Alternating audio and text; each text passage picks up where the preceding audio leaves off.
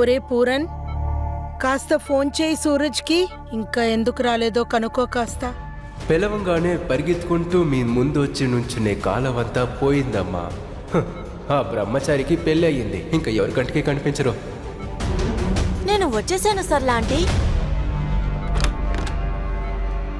సూరజ్ కూడా వచ్చేస్తాడు.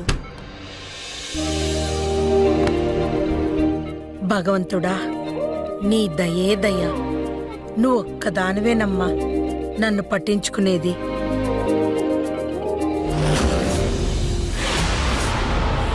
నుదిటిన తిలకమేంటి? ఆ తిలకమేంటి?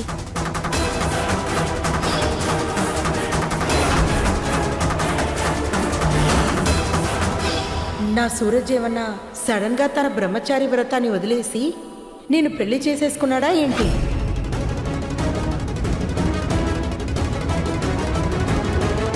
ఆ బ్రహ్మచారిని పెళ్లి చేసుకోవాలంటే అదృష్టం ఉండాలి ఆంటీ.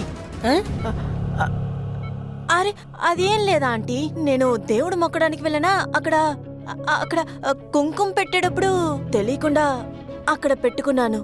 ఇది ఆ అమ్మవారి కరుణ అనుకోమ్మా. చూస్తూ ఉండు, ఏదో ఒక రోజు సూరజ్ నిన్ను పెళ్లి చేసుకుని నీ నుదుటను కుంకుమ పెడతాడు. మీకు మాత్రం ఒళ్ళు బాగుంటే సూరజ్ ఇంకొక అమ్మాయిని పెళ్లి చేసుకున్నాడని నేను మీకు వచ్చి నిజం చెప్పేదాన్ని.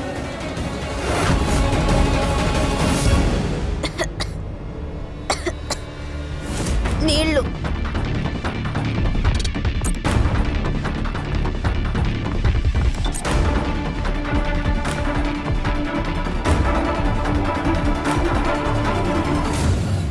నీళ్ళు నీళ్ళు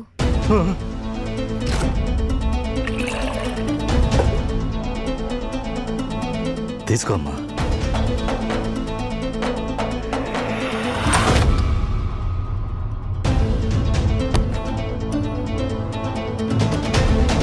అన్నయ్య, ఇందులో ఏముంది?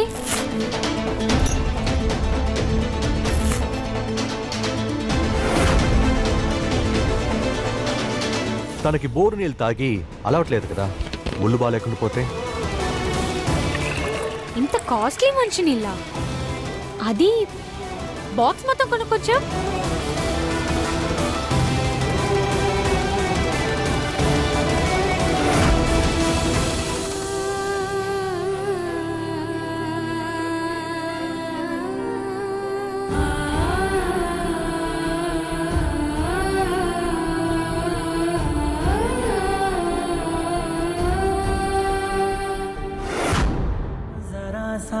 भी मेरी तरह ना कहीं से मैं तेरी तरह, मिलके भी दोनों हैं अजनबी, कैसी है ये दास्तां, ये दास्तां।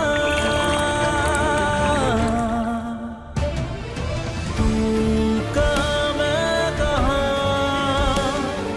तू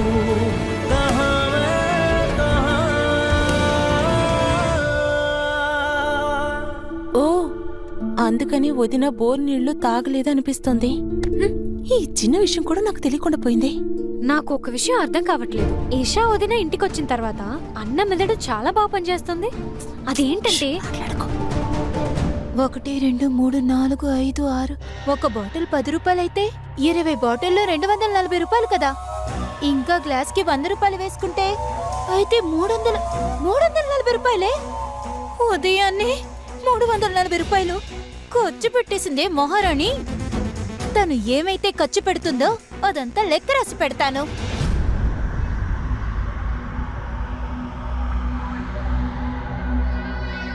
మొదటిసారి అత్తే లేదని ఫీల్ అవుతున్నాను. ఇక్కడ జరిగే విషయాలన్నీ నేను అత్తేకి చెప్పే తీరుతాను. కానీ ఎలా చెప్పాలి? హాస్పిటల్లో ఎప్పుడు ఎవరొకళ్ళు ఉంటారు కదా. ఒకవేళ అత్తయ్య దగ్గర ఇదంతా నేనే చెప్పానని వీళ్ళెవరికైనా తెలిస్తే నా పని అయిపోతుంది అంతే.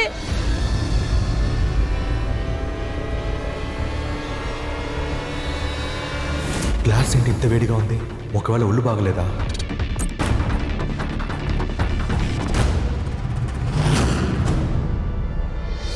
కవ్య, కాస్త చెక్ చేస్తావా? దీనికి ఒళ్ళు వేడిగా ఉంది.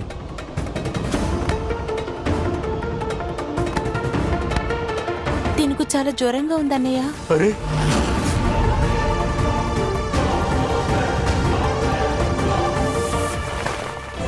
అమ్మా అమ్మా అమ్మా. ఇదిగో ఈ గుడ్డని పిండి తన తలకి పెట్టు, నేను డాక్టర్ని తీసుకొస్తాను. అమ్మా దేవుడా, దీనికి ఎందుకు జ్వరం ఇంకా తగ్గట్లేదు? కావ్య, ఇదిగో డాక్టర్ వచ్చేంత వరకు ఈ టాబ్లెట్స్ ఇవ్వు. ఒకవేళ జ్వరం తగ్గినా తగ్గొచ్చు.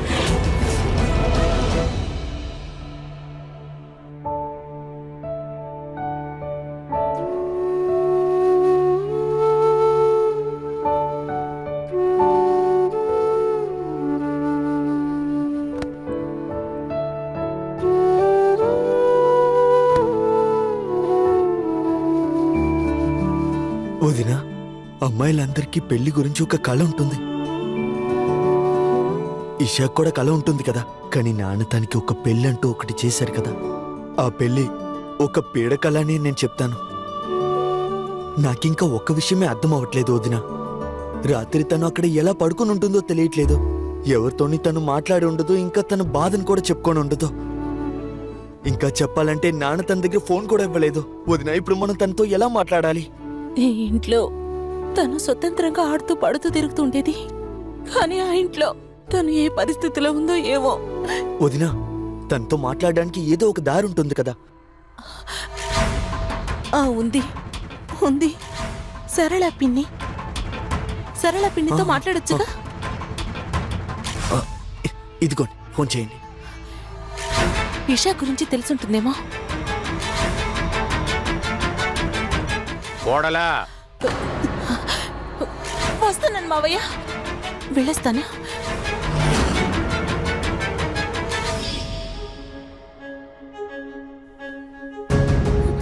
అమ్మా, డాక్టర్ సార్, ఈ జ్వరం ఎందుకు తగ్గనంటోంది? ఎక్కువగా స్ట్రెస్ తీసుకోవడం వల్ల జ్వరం వచ్చింది, అలాగే ఈ ర్యాషెస్ కూడా వచ్చాయి. ఈ పరిస్థితుల్లో ఇలాంటి వాళ్ళకి ఎలాంటి మాత్రలు ఇవ్వాలంటే వాళ్ళ ఫ్యామిలీ డాక్టర్లు ఇచ్చే మందులే వాడాలి. అందుకని వేరే మాత్రలు ఇవ్వకండి, అందువల్ల రియాక్షన్ అవుతుంది. నేను బయలుదేరుతాను. అలాగేనండి, ధన్యవాదాలు. Thank you doctor. వాళ్ళ ఇంట్లో వాళ్ళకి ఫోన్ చేసి మాతర్ల గురించి అడుగు. అమ్మా అమ్మా అమ్మా.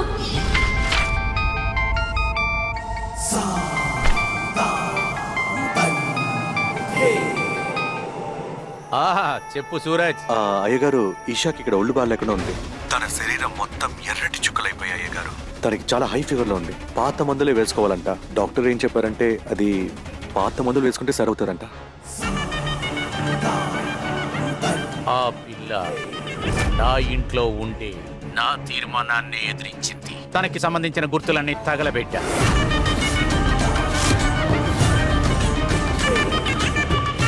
ఇక మీద తనకి వచ్చే కష్టం, వేదన దేని గురించి నాకు బాధలేదు. తనకు కూడా బాగా అర్థం అవ్వాలి. ఈ గులాబ్ సింగ్ చేసే పనిని ఎదిరిస్తే రాబోయే ఫలితం తెలుస్తుంది. హలో హలో అయ్యగారు,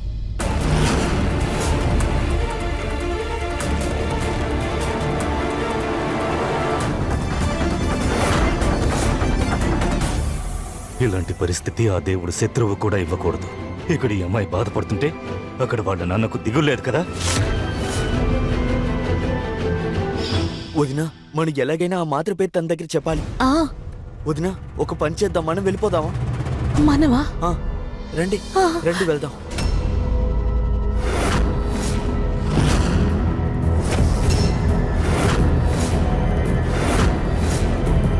ఇషాకి ఇంత పెద్ద ఘోరం జరిగాక మనం నాన్నకి వ్యతిరేకంగా ఏది చేయకూడదు. నీతో ఒక అండగా చెప్తున్నా. నాన్న ఆల్రెడీ డిసప్పాయింటెడ్ గా ఉన్నారు. ఇంక పైన నువ్వు ఏదైనా ఒక తప్పు చేసావనుకో, నువ్వు కూడా ఈ ఇంటి నుంచి వెళ్ళిపోవాల్సిందే. ఈ ఇంట్లో నాన్న ఇష్ట ప్రకారమే జరుగుతుంది. నాన్న ఏమంటున్నారు అదే మనం చెయ్యాలి.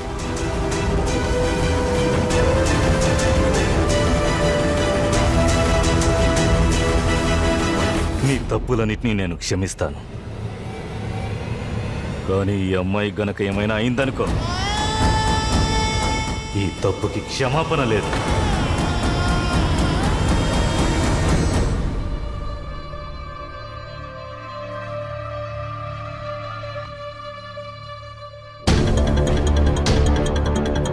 పెద్దమ్మ పెద్దమ్మని ఇంతకుముందు ఈషాని చూసుకుంది. అందువల్ల ఈషా ఎలాంటి మందులు వేసుకుంటుందో తనకు తెలుసు. కానీ నువ్వెందుకు అడుగుతున్నావని పెద్దమ్మ నిన్ను అడిగితే అప్పుడేమంటారు? అప్పుడు ఈశాని పెళ్లి చేసుకున్నట్టు పెద్దమ్మతో చెప్పేస్తారా? ఈషా ప్రాణాల్ని కాపాడడానికి పెద్దమ్మతో నిజాలన్నింటినీ నేను చెప్పే తీరాలి.